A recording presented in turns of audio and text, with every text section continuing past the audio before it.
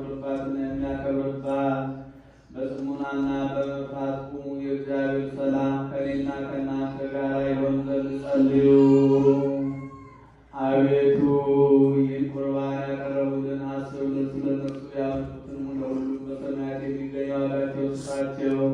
ይልቁንም በዚች ቀን ያመጣልን የባሪያህን ቁርባን ተቀበልለት። የጻድቁን የአቤልን ቁርባን የአባታችንን የአብርሃምን መስዋዕት የዳዊትን ሁሉ ዕለት ማለቅ እንደተቀበል እንደነሱ የባሮችህን እጅ መንሻቸውና ብዙና ጥቂቱን ሰውሮ የተገለጠውን ነገር ከበጎነታቸው ሁሉ በጌታቸው